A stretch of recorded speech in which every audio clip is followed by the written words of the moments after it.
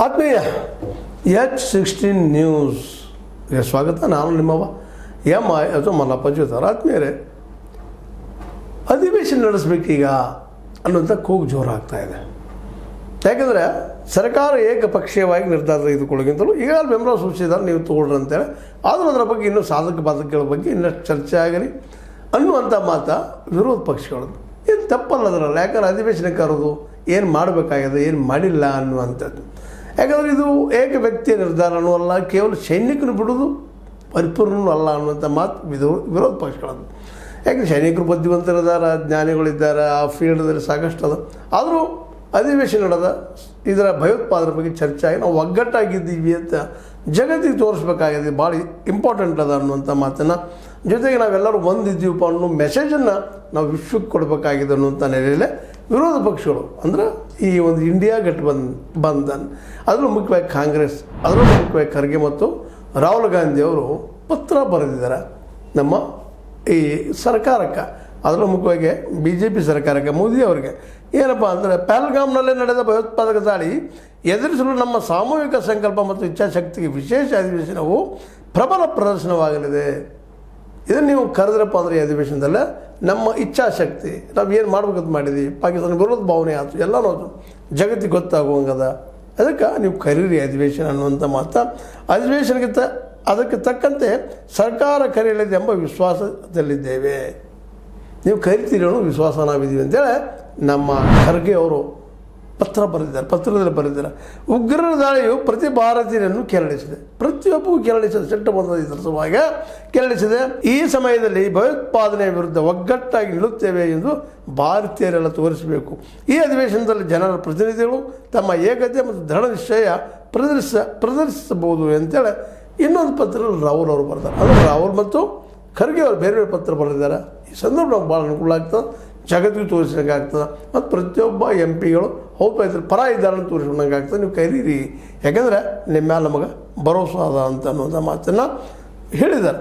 ಈ ಒಂದು ಏಕತೆ ಮತ್ತು ಒಗ್ಗಟ್ಟು ಅತ್ಯಗತ್ಯವಾದ ಈ ಕ್ಷಣದಲ್ಲಿ ಸಂಸತ್ತಿನ ಎರಡೂ ಸದನಗಳ ವಿಶೇಷ ಅಧಿವೇಶನವನ್ನು ಆದಷ್ಟು ಬೇಗ ಕರೆಯುವುದು ಮುಖ್ಯ ಅಂತೇಳಿ ಒತ್ತಾಯನೂ ಮಾಡಿದ್ದಾರೆ.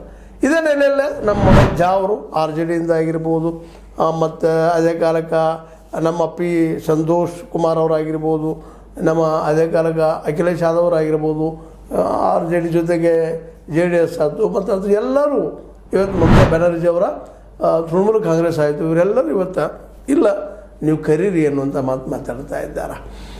ಅಡ್ಡಿಲ್ಲ, ಇದು ಸರಿಯಾದ ಒಂದು ನಿರ್ಧಾರ ಅಂತೂ ನಾವು ಈ ಸಂದರ್ಭದಲ್ಲಿ ಹೇಳಬೇಕಾಗಿದೆ. ಯಾಕಂದರೆ ಸರ್ಕಾರ ಒಬ್ಬಂಟಿ ಅಲ್ಲಪ್ಪ, ಜೊತೆಗೆ ವಿರೋಧ ಪಕ್ಷಗಳು ಜೊತೆಗಿದ್ದಾರೆ, ನಾವೆಲ್ಲರೂ ಒಂದಿದ್ದೀವಿ ಅನ್ನೋ ಮೆಸೇಜ್ ಕೊಟ್ಟಂಗೆ ಆಗೈತಿ ಭಾರತೀಯರೆಲ್ಲ ಅಂತೇಳಿ ಅನ್ನೋ ಮಾತನ್ನು ವ್ಯಕ್ತಪಡಿಸ್ತಾ ಇದ್ದಾರೆ. ಇದು ಸಹಜವಾಗಿ ಎಲ್ಲರಿಗೂ ಹೌದಪ್ಪ ಇದು ಒಪ್ಪಂದ ವಿಷಯ ಅಂತ. ಆದರೆ ಅಧಿವೇಶನ ಕರಿತಾರಾ ಅನ್ನುವಂಥದ್ದು ಇನ್ನೊಂದು ಮಾತದ ಇಲ್ಲ. ಯಾಕಂದ್ರೆ BJP ಕರಿಬೇಕು, ಅದನ್ನು ಸರ್ಕಾರ ಕರಿಬೇಕು, ಸರ್ಕಾರ ಕರಿತದನ ಅಂತ. ಯಾಕಂದ್ರೆ ಈ ಒಟ್ಟು ಇಲ್ಲಿ ಯಶಸ್ವಿ ಆಗ್ತೀವಿ ಅನ್ನೋಂಥ ದೃಢ ನಿರ್ಧಾರ ಅದ. ಮತ್ತು ಈ ಯುದ್ಧದಲ್ಲಿ ಸೋಲಿ ಗೆಲ್ಲಿ ಸಹಜವಾಗಿನ ಏನಪ್ಪ ಅಂತ ಸೋಲುವಂತೆ ಭಾಳ ಕಷ್ಟ. ಆದರೂ ಒಂದು ಮಾತು, ಆದರೂ ಸಹಿತ ಸರ್ಕಾರಕ್ಕೆ ಬೆಂಬಲ ಇವರೆಲ್ಲ ಸೂಚಿಸಿದ್ರಿಂದಾಗಿ ಅದರ ಒಟ್ಟಾರೆಯಾಗಿ ಇದರ ಬೆನಿಫಿಟ್ ಈ ವಿರೋಧ ಪಕ್ಷಗಳು ಮತ್ತು ಆಡಳಿತ ಪಕ್ಷ ಪಡ್ಕೋಬೇಕು ಅನ್ನೋ ಕಾರಣಕ್ಕಾಗಿ ಇವರು ಕರಿಬಾರ್ದು ಅನ್ನೋದಕ್ಕಾಗಿ ಇವರು ಕರೀರಿ ಅನ್ನೋರು ಇಬ್ಬರಲ್ಲಿ ರಾಜಕೀಯ ಅದ ಏನಪ್ಪ ಅಂತ ಒಮ್ಮೆ ಮನಸ್ಸದು. ಆದರೆ ಈ ಸಂದರ್ಭದಲ್ಲಿ ರಾಜಕೀಯ ಹುಡುಗೋದಲ್ಲ, ಇದು ಒಗ್ಗಟ್ಟತನವನ್ನು ಪ್ರದರ್ಶಿಸುವುದು ಅಂತೇಳಿ ವಿರೋಧಿಗಳದ್ದು ಹೌದು, ಮತ್ತು ಜೊತೆಗೆ ಆಡಳಿತ ಪಕ್ಷದ ಮನೋಸ್ಥಿತಿನೂ ಹೌದು. ಆದರೂ ಸಹಿತ ಅಧಿವೇಶನವನ್ನು ಮೋದಿಯವರು ಕರೀತಾರಾ ಅನ್ನೋ ಒಂದು ದೊಡ್ಡ ಗಂಭೀರವಾದ ಪ್ರಶ್ನೆ ಮುಂದದ.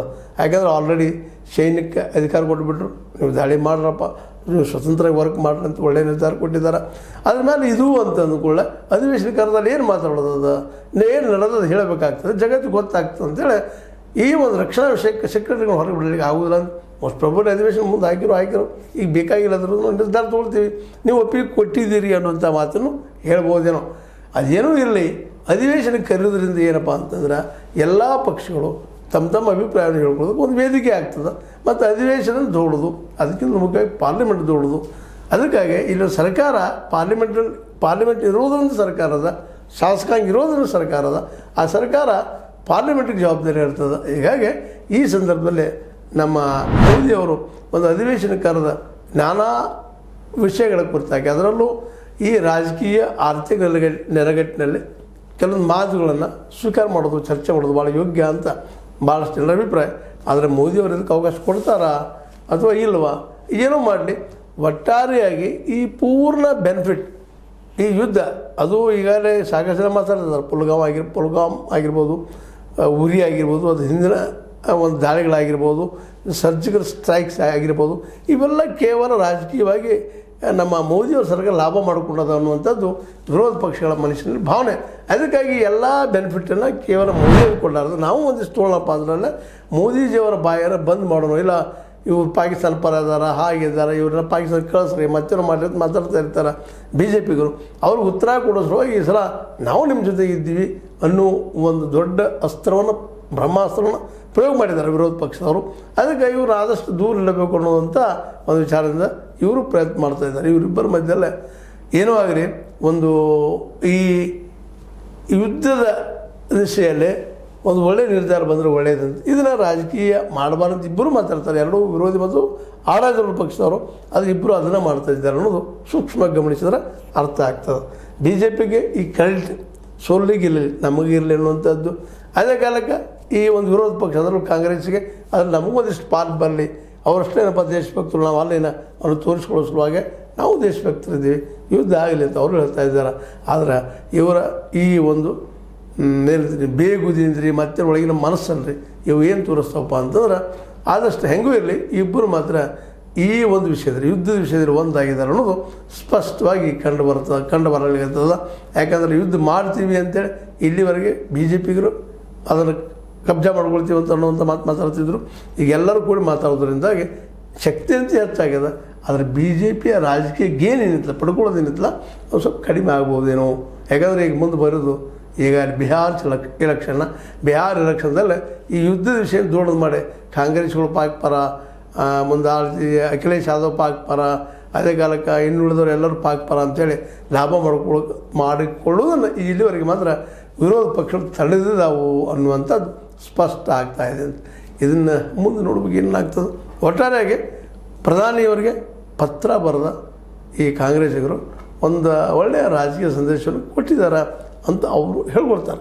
ಅದೇ ಕಾಲಕ್ಕೆ ಬಿ ಜೆ ಪಿಗರು ಈ ಡೆವಲಪ್ಮೆಂಟನ್ನು ಭಾಳ ಸೂಕ್ಷ್ಮ ಅರ್ಥ ಮಾಡ್ತಾ ಆದಷ್ಟು ಕಾಂಗ್ರೆಸ್ಸನ್ನು ಮತ್ತು ವಿರೋಧ ಪಕ್ಷಗಳನ್ನು ಬದಿಗೆ ಸರಿಸುವಂಥ ಕೆಲಸ ಮಾಡ್ತಾ ಇರ್ತಾರೆ ಅನ್ನೋದು ಈಗ ಇತಿಹಾಸದ. ಅದೇನೂ ಇರಲಿ, ಈ ಒಂದು ಒಕ್ಕಟ್ಟು ಮಾತ್ರ ಇಲ್ಲಿ ಮೆಚ್ಚುವಂಥದ್ದು ಯಾವುದೇ ಕಾರಣಕ್ಕಾಗಲ್ಲ. ಮನುಷ್ಯ ನೋಡಿ ಸ್ವಾರ್ಥಿ, ಅದ್ರ ಪ್ರಶ್ನೆ ಇಲ್ಲ.